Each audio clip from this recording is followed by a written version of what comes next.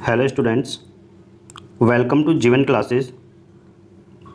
आज हम स्टार्ट करने जा रहे हैं पॉलिटेक्निक सेकेंड ईयर के थर्ड सेमेस्टर वैद्युत मशीन इलेक्ट्रिकल मशीन्स फर्स्ट। यह वीडियो इलेक्ट्रिकल ब्रांच के जो भी स्टूडेंट्स हैं या जिस ब्रांच में यह सब्जेक्ट पढ़ाया जाता है उनके लिए काफ़ी ज़्यादा हेल्पफुल हो सकता है, उनको समझने में और एग्ज़ाम की तैयारी करने में काफ़ी ज़्यादा हेल्प मिलेगी। तो स्टार्ट कर रहे हैं electrical machine first. Polytechnic third semester का यह सब्जेक्ट होता है जिसमें चैप्टर 1 है इलेक्ट्रिकल मशीनों का परिचय। देखिए, इस चैप्टर में हम इलेक्ट्रिकल मशीनों के बारे में पढ़ेंगे। इलेक्ट्रिकल मशीन कैसे वर्क करती है, क्या क्या उनके प्रिंसिपल्स हैं, क्या उनके उपयोग हैं और क्या क्या उनका सिद्धांत हैं, उन सभी पर हम इस चैप्टर के अंतर्गत बात करने वाले हैं। और जो भी पॉलिटेक्निक की अदर ब्रांचेज हैं उनके कोर्सेज हम स्टार्ट करने वाले हैं, तो चैनल पर बने रहिएगा। चैप्टर 1 है इलेक्ट्रिकल मशीनों का परिचय, इंट्रोडक्शन ऑफ इलेक्ट्रिकल मशीन्स। आइए देखते हैं। देखिए, इलेक्ट्रिकल मशीनों का विकास लगभग 19वीं शताब्दी के मध्य हुआ था और इलेक्ट्रिकल इंजीनियरिंग में जो इलेक्ट्रिकल मशीन्स हैं उनका जो उपयोग होता है वह इलेक्ट्रिसिटी जनरेट करने में या किसी मशीन को ऑपरेट करने में, जैसे जनरेटर, मोटर, ये सभी का यूज़ होता है। तो ये सभी क्या हैं? इलेक्ट्रिकल मशीन्स हैं।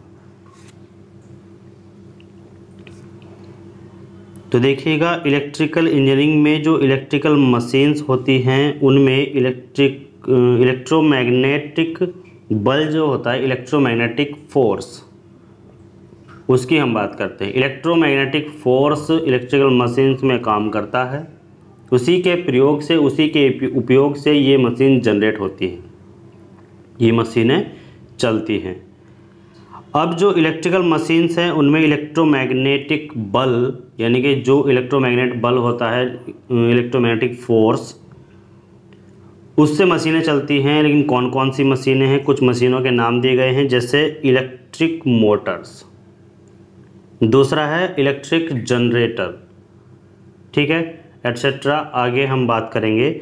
अभी हम जो आपके सिलेबस में है इलेक्ट्रिक मोटर्स और इलेक्ट्रिकल जनरेटर, इनके बारे में बात करेंगे। और एक और है जो ट्रांसफार्मर को कहा जाता है, उसके भी हम बात करेंगे।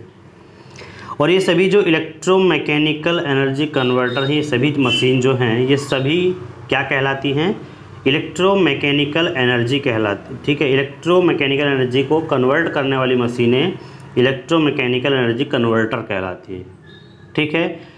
जैसे इलेक्ट्रिक मोटर्स क्या काम करती है? इलेक्ट्रिक मोटर्स कन्वर्ट करती है इलेक्ट्रिकल पावर को मैकेनिकल पावर में, ठीक है। इलेक्ट्रिकल मोटर क्या काम करती है? इलेक्ट्रिकल पावर को मैकेनिकल पावर में कन्वर्ट करती है। और जनरेटर का क्या काम होता है? जनरेटर का काम होता है मैकेनिकल पावर को इलेक्ट्रिकल पावर में कन्वर्ट करना।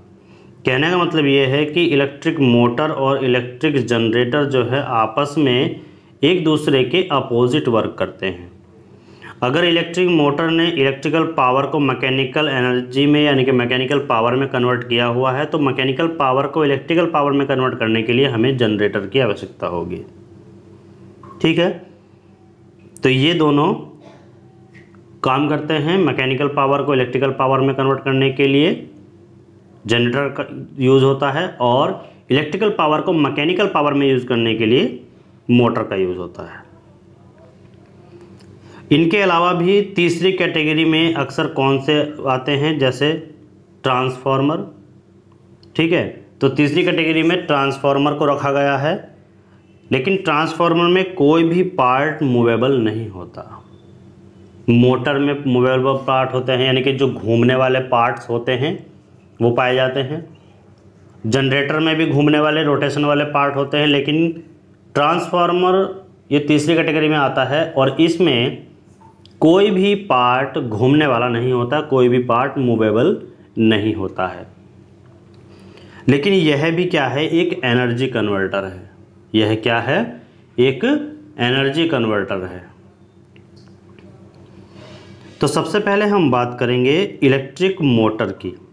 अब देखिए इलेक्ट्रिक मोटर क्या होती है, यह कैसे काम करती है, इसका सिद्धांत क्या है, इन सभी के बारे में चर्चा करेंगे। इलेक्ट्रिक मोटर जो है एक इलेक्ट्रोमैकेनिकल मशीन है जो कि इलेक्ट्रिकल एनर्जी को कन्वर्ट करती है किसमें, मैकेनिकल एनर्जी में। ठीक है, डेफिनेशन आप जान लीजिएगा कि इलेक्ट्रिक मोटर जो है वो इलेक्ट्रोमैकेनिकल मशीन है जो इलेक्ट्रिकल एनर्जी को कन्वर्ट करती है किसमें, मैकेनिकल एनर्जी में कन्वर्ट करती है। अब इलेक्ट्रिक मोटर किसे कहते हैं, तो जो उपकरण रोटेशनल फोर्स उत्पन्न करते हैं, जो उपकरण या जो भी मशीन्स हैं जो रोटेशनल फोर्स यानी कि घुमाव फोर्स उत्पन्न करते हैं, वो मोटर कहलाते हैं। अब बात करते हैं इलेक्ट्रिक मोटर का कार्य सिद्धांत क्या है। तो इसका कार्य सिद्धांत मुख्य रूप से मैग्नेटिक और इलेक्ट्रिक में, एक तो मैग्नेटिक फील्ड होता है, एक इलेक्ट्रिक फील्ड होता है। तो जो इसका कार्य सिद्धांत है वो मैग्नेटिक फील्ड और इलेक्ट्रिक फील्ड की परस्पर क्रिया पर निर्भर करता है, वह कैसे काम करते हैं उनके ऊपर निर्भर करता है। मैग्नेटिक फील्ड और इलेक्ट्रिक फील्ड, इन दोनों पर यह निर्भर होता है कि इलेक्ट्रिक मोटर का कार्य सिद्धांत क्या है, इलेक्ट्रिक मोटर कैसे काम करेगी। आइए देखते हैं अब इलेक्ट्रिक मोटर कितने टाइप की होती है। तो इलेक्ट्रिक मोटर दो टाइप की बताई गई है, एक तो है डीसी मोटर और एक है एसी मोटर। कौन कौन सी, एक है डीसी मोटर और एक है एसी मोटर। लेकिन डीसी मोटर में हम देखते हैं, डीसी मोटर में डायरेक्ट करंट इनपुट दिया जाता है। ठीक है, यानी हम कह सकते हैं कि जो डीसी मोटर है वह डायरेक्ट करंट लेती है और जो एसी मोटर है वह अल्टरनेटिंग करंट इनपुट लेती है। ठीक है, वो कौन सा करंट लेती है, अल्टरनेटिंग करंट इनपुट। और डीसी मोटर कौन सा करंट लेती है, डायरेक्ट करंट इनपुट। ठीक है, यानी कि डीसी मोटर का इनपुट क्या है, डायरेक्ट करंट, और एसी मोटर का इनपुट क्या है, अल्टरनेटिंग करंट। अब देखते हैं जो डीसी मोटर है वह भी दो टाइप की होती है, एक तो होती है सेल्फ एक्साइटेड और एक होती है सेपरेटली एक्साइटेड। डीसी मोटर दो तरह की हो गई, सेल्फ एक्साइटेड और सेपरेटली एक्साइटेड। लेकिन जो एसी मोटर है वो तीन टाइप की होती हैं, और तीन टाइप कौन कौन से हैं वह हैं, एक तो है इंडक्शन मोटर, दूसरा है सिंक्रोनस मोटर और तीसरा है लीनियर मोटर। ठीक है, इंडक्शन मोटर है, सिंक्रोनस मोटर है और लीनियर मोटर है। ठीक है, तो डीसी मोटर दो टाइप की होती है, सेल्फ एक्साइटेड और सेपरेटली एक्साइटेड। एसी मोटर तीन तरह की होती है, इंडक्शन मोटर, सिंक्रोनस मोटर और लीनियर मोटर। अब बात करते हैं आगे, लेकिन जो सेपरेटली एक्साइटेड है, जो डीसी मोटर का ही एक पार्ट है, वह तीन तरह की होती है। एक तो होती है शंट मोटर, एक होती है कंपाउंड और एक होती है सीरीज। और कंपाउंड में दो टाइप हैं, लॉन्ग शंट और शॉर्ट शंट। ये तो आपके सिलेबस में नहीं है, लेकिन आपको ये याद कर रखना होगा। आपका शंट, कंपाउंड और सीरीज जो है वो सेपरेटली एक्साइटेड के पार्ट हैं, टाइप हैं। इंडक्शन मोटर दो टाइप की बताई गई है, एक तो थ्री फेस में होती है और एक होती है सिंगल फेस में। कौन सी, इंडक्शन मोटर एक तो थ्री फेस और एक सिंगल फेस। सिंक्रोनस मोटर की बात करें तो दो तरह की सिंक्रोनस मोटर होती है, एक होती है हिस्टेरेसिस मोटर और एक होती है रिलक्टेंस। कौन सी, रिलक्टेंस। तो आइए देर ना करते हुए एसी मोटर के बारे में पढ़ते हैं। आप सभी जानते हैं कि एसी मोटर जो होती है वो अल्टरनेटिंग करंट इनपुट लेती है और अल्टरनेटिंग करंट को कन्वर्ट कर देती है किसमें, मैकेनिकल पावर में। किसमें कन्वर्ट कर देती है, मैकेनिकल पावर में कन्वर्ट कर देती है। कौन सी मोटर, एसी मोटर। किसको, अल्टरनेटिंग करंट को। ये आप याद रखिएगा, AC motor alternating current input लेती है, मतलब अल्टरनेटिंग करंट ये इनपुट हुआ और आउटपुट में क्या मिलता है, मैकेनिकल पावर मिलती है। जैसे आपने देखा होगा आटे की चक्की होती है, उसमें एक मोटर रखी हुई होती है। क्या होती है? उसमें एक मोटर रखी हुई होती है और उस मोटर को किससे चलाते हैं? एसी करंट यानी कि लाइट से चलाते हैं। और वो हमें क्या देती है आउटपुट में? वो जो चक्की होती है उसको, उसके पार्ट्स को घुमाने लगती है, यानी कि हमें मैकेनिकल पावर मिल जाती है और हमारा काम आसानी से हो जाता है। इंडक्शन मोटर की बात करेंगे। इंडक्शन मोटर क्या होती है? ये मशीन कभी भी सिंक्रोनस गति से नहीं चलती। मतलब हम कहेंगे कि जो भी मशीन है, कोई भी मशीन हो जो सिंक्रोनस गति से कभी भी ना चले, वही इंडक्शन या फिर एसिंक्रोनस मोटर कहलाएगी। ठीक है, इंडक्शन मोटर कौन सी होगी? जो कभी भी सिंक्रोनस स्पीड से ना चले, वह मशीन क्या कहलाएगी? एसिंक्रोनस या फिर इंडक्शन मोटर कहलाएगी। और इंडक्शन मोटर का क्या काम होता है? ये इलेक्ट्रिक पावर को मैग्नेटिक इंडक्शन के मौजूदगी में मैकेनिकल पावर में कन्वर्ट कर देती है। क्या करती है? इलेक्ट्रिक पावर को मैग्नेटिक इंडक्शन के थ्रू मैकेनिकल पावर में कन्वर्ट कर देती है।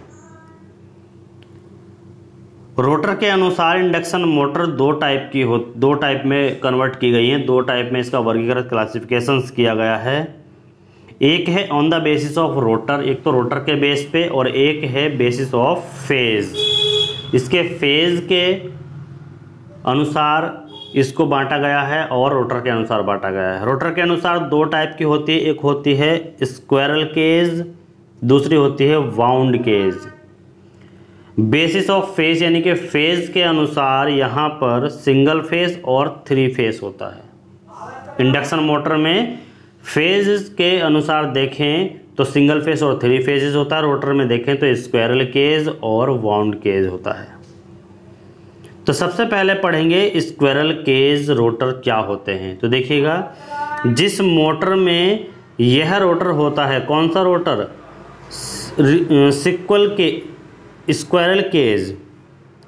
स्क्वायरल केज रोटर जिस भी मोटर में होता है उसे हम स्क्वायरल केज इंडक्शन मोटर कहते हैं। क्या कहते हैं? स्क्वायरल केज इंडक्शन मोटर कहते हैं। जिस भी मोटर में स्क्वायरल केज, ठीक है, स्क्वायरल केज, जो भी रोटर का नाम ये दिया हुआ है स्क्वायरल केज, ये जिस भी मोटर में लगेगा, जिस भी मोटर में लगा हुआ मिल जाए, उसी को हम क्या बोलेंगे? स्क्वायरल केज इंडक्शन मोटर बोलेंगे। फेज बाउंड रोटर, देखिए जिस मोटर में फेज बाउंड रोटर लगा होता है उसे हम फेज बाउंड रोटर कहते हैं। ठीक है, फेज बाउंड मोटर कहते हैं। जिस भी मोटर में यह रोटर लगा हुआ होगा, कौन सा? फेज बाउंड रोटर, उसको हम क्या कहेंगे? फेज बाउंड इंडक्शन मोटर कहेंगे। और इस रोटर को स्लिप रिंग रोटर भी कहते हैं। ये नाम भी आप याद रखिएगा, स्लिप रिंग रोटर।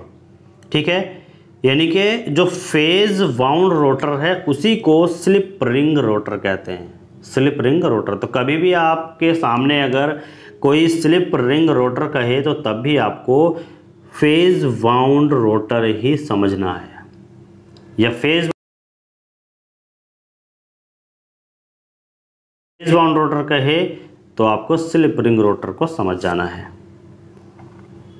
इसके बाद हम बात करेंगे सिंगल फेज के बारे में। सिंगल फेज मोटर कौन सी होती है? तो यहाँ पर देख लीजिएगा, इलेक्ट्रोमैग्नेटिक कंडक्शन मोटर का उपयोग करके जो भी मशीन सिंगल फेज एसी, जो एसी करंट होता है, एसी इलेक्ट्रिक पावर होती है, उसको मैकेनिकल पावर में बदलती है, उसको हम क्या कहते हैं? सिंगल फेज इंडक्शन मोटर कहते हैं।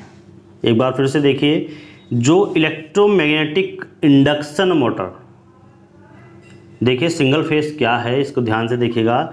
इलेक्ट्रोमैग्नेटिक इंडक्शन मोटर का उपयोग करके जो भी मशीन, कोई भी मशीन हो, वो सिंगल फेज एसी करंट को, single phase AC electric power को मैकेनिकल पावर में कन्वर्ट कर देती है, तो उसको हम सिंगल फेज इंडक्शन मोटर कहते हैं। यही बात होती है 3 फेज इंडक्शन मोटर की। तो जो भी मशीन जो भी machine 3 phase AC electric power को मैकेनिकल पावर में कन्वर्ट करती है उसी को हम क्या कहते हैं, 3 फेज इंडक्शन मोटर कहते हैं। क्लियर। चलिए अब बात करते हैं लीनियर मोटर क्या है। लीनियर मोटर, देखिए जो लीनियर मोटर होता है उसको हम कैसे देखते हैं, जो मोटर रोटेशनल फोर्स के अतिरिक्त लीनियर फोर्स का उत्पादन करती है, यानी कि रोटेशनल फोर्स तो वो उत्पन्न करेगी, उसी के साथ साथ यदि वो लीनियर फोर्स भी उत्पन्न करती है, लीनियर फोर्स का भी उत्पादन करती है, तो वह लीनियर मोटर कहलाएगी। इसमें सेकेंडरी वाइंडिंग होती है, यहाँ पर ये सेकेंडरी वाइंडिंग है और ये जो है ये दोनों प्राइमरी वाइंडिंग है। ठीक है, सेकेंडरी और प्राइमरी वाइंडिंग दोनों होती हैं और यह रोटेशनल फोर्स के साथ साथ लीनियर फोर्स भी देती है। इसमें खुले रोटर का स्टेटर होते हैं, खुले रोटर और जो स्टेटर हैं वो होते हैं और इनका जो उपयोग है वो स्लाइडिंग दरवाज़ों के लिए या फिर एक्चुएटर्स में इनका प्रयोग होता है जो लीनियर मोटर होती है, क्योंकि ये रोटेशनल मोशन भी देती हैं और लीनियर मोशन भी देती हैं। तो इसलिए दरवाज़ों की जो स्लाइडिंग होती है, स्लाइडिंग दरवाजे जो होते हैं उनमें भी इसका प्रयोग होता है, यानी कि ये रोटेशन के साथ साथ लीनियर मोशन भी प्रदान करते हैं और एक्चुएटर्स जो होते हैं उनमें भी लीनियर मोटर का उपयोग होता है। बात करेंगे सिंक्रोनस मोटर क्या है। देखिए सिंक्रोनस मोटर जो है उसको क्या कहते हैं, वो किस तरीके से हम उसको पहचान सकते हैं। देखिए वांछित का मतलब क्या होता है कि जैसा हम चाहें, जैसी फ्रिक्वेंसी हम चाहें उस पर मैकेनिकल पावर को अल्टरनेटिंग करंट में बदलने वाली जो मशीन होती है उसको सिंक्रोनस मोटर कहते हैं।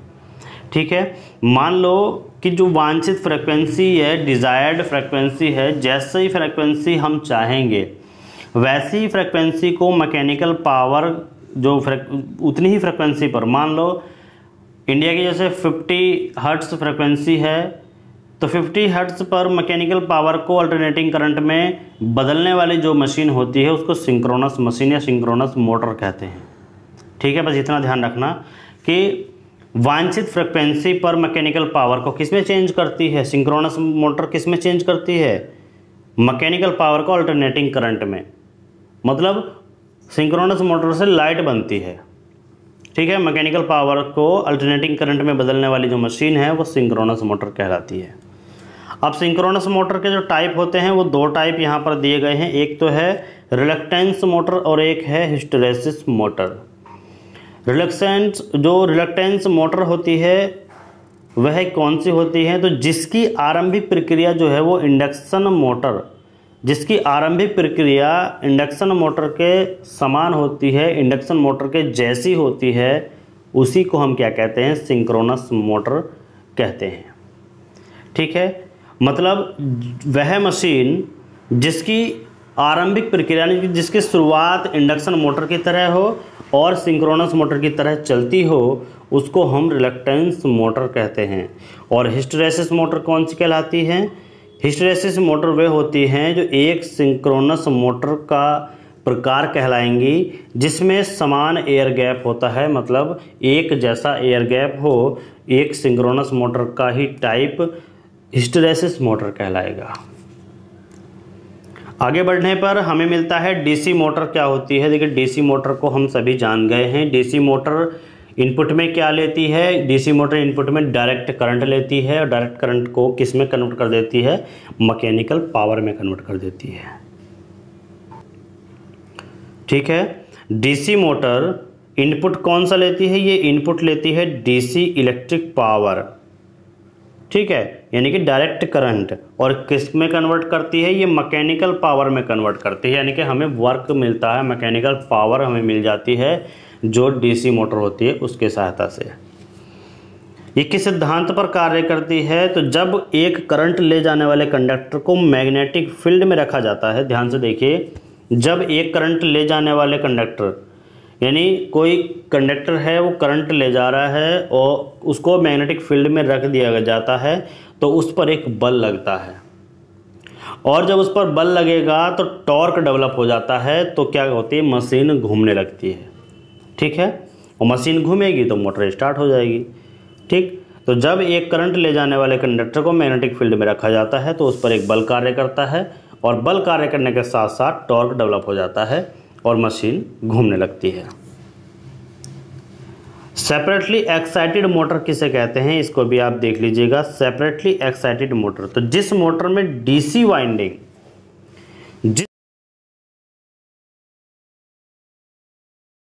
जिस मोटर में डीसी वाइंडिंग अलग से डीसी सोर्स द्वारा एक्साइटेड होती है उसे हम इस सेपरेटली एक्साइटेड डीसी मोटर कहते हैं। देखिए नाम से ही पता चल रहा है सेपरेटली, सेपरेट का मतलब होता है अलग। तो जिस मोटर में डीसी वाइंडिंग अलग से डीसी सोर्स द्वारा एक्साइटेड होती है उसी को हम क्या कहते हैं, सेपरेटली एक्साइटेड मोटर कहते हैं। मतलब सेपरेटली एक्साइटेड में क्या है, सेपरेट मतलब अलग, जो डीसी जो वाइंडिंग है उसको अलग रखा जाता है डीसी सोर्स के द्वारा। ठीक है, ओके। नेक्स्ट है self induction DC motor. Self induction DC motor में पहले हम देखेंगे शंट मोटर। शंट मोटर क्या होती है, तो जिस मोटर में फील्ड वाइंडिंग को आर्मेचर के समांतर रखा जाता है। समांतर का मतलब क्या होता है, उसी के बराबर में। ठीक है, समांतर रखा जाता है तो वो क्या कहलाती है, शंट मोटर कहलाती है। और शंट मोटर का फिगर आप देख सकते हैं, ये आर्मेचर है, आर्मेचर के ही पैरेलल में रखा गया है शंट फील्ड, यानी कि जो फील्ड वाइंडिंग है उसी को उसके पैरेलल में रखा गया है। तो इसका मतलब ये क्या हुई, ये शंट मोटर हुई।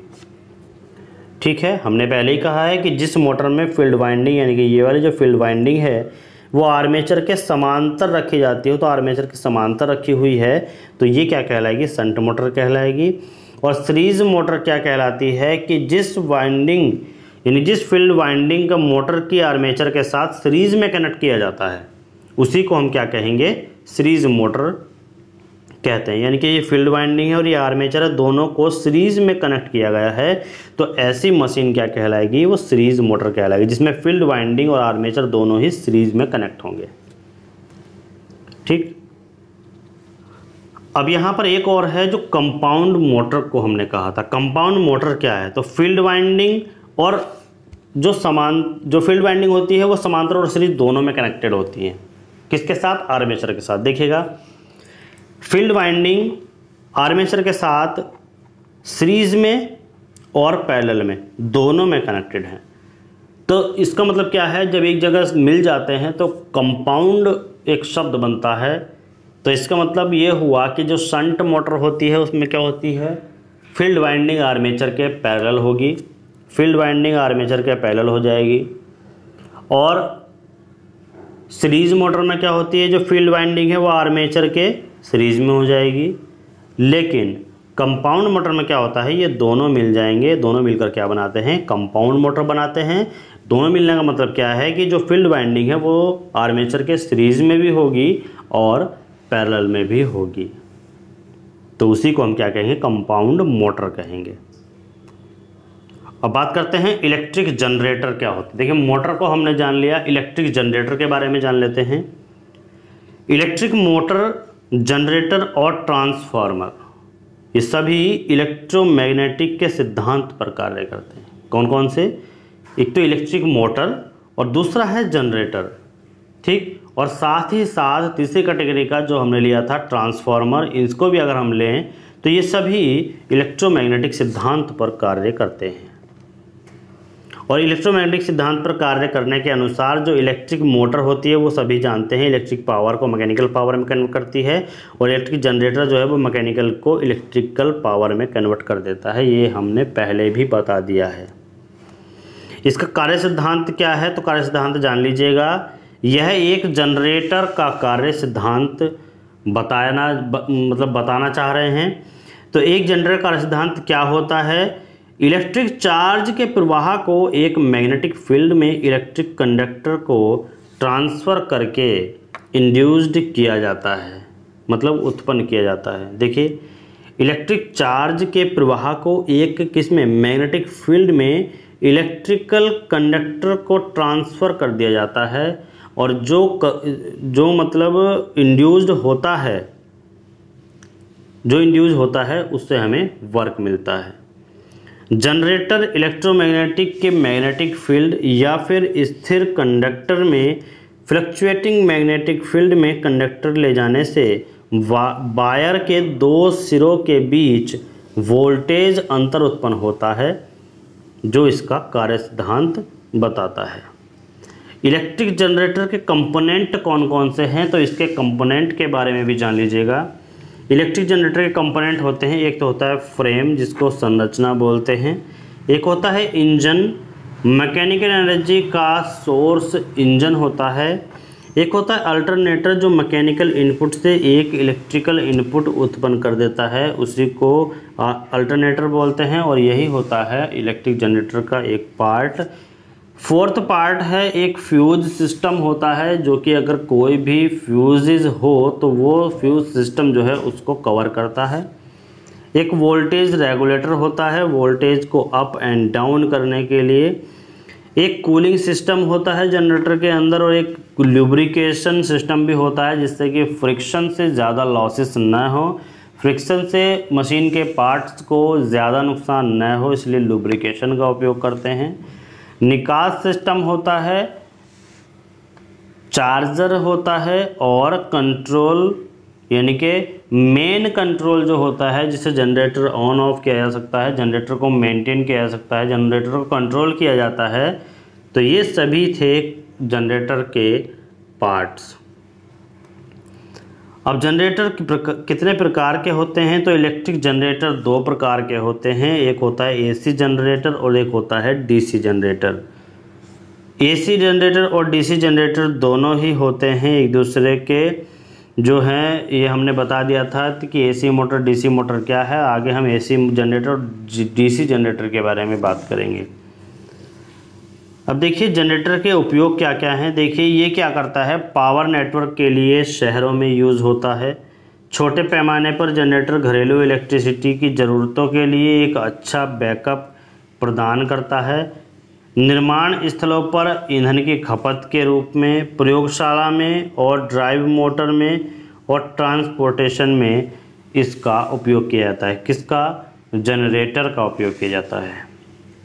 ठीक है, कोई कहे आपसे कि जनरेटर और मोटर में अंतर क्या है, तो आप बिल्कुल निश्चिंत होकर के बताइएगा कि जनरेटर जो है वो इलेक्ट्रिकल पावर से मैकेनिकल पावर्स को इलेक्ट्रिकल पावर में कन्वर्ट कर देता है। लेकिन मोटर क्या काम करती है, मोटर इसका उल्टा चलती है, जो इलेक्ट्रिकल पावर को मैकेनिकल में करती है। यानी कि मोटर इलेक्ट्रिकल को मैकेनिकल में और जनरेटर मैकेनिकल को इलेक्ट्रिकल में कन्वर्ट कर देता है। अगर हम इलेक्ट्रिकल यानी कि जो मोटर है और जनरेटर है दोनों को एक साथ लगाएं तो मशीन जो इलेक्ट्रिक मोटर चलेगी वो मोटर इलेक्ट्रिकल एनर्जी से चलेगी और मैकेनिकल पावर में हमें आउटपुट देगी। और आउटपुट को यदि हम जनरेटर का इनपुट बनाए यानी कि मैकेनिकल पावर को इनपुट दें तो वह जो है लाइट बनाना स्टार्ट कर देता है। कहने का मतलब ये है कि इलेक्ट्रिकल पावर को मैकेनिकल पावर में मोटर कन्वर्ट करती है और मैकेनिकल पावर को इलेक्ट्रिकल पावर में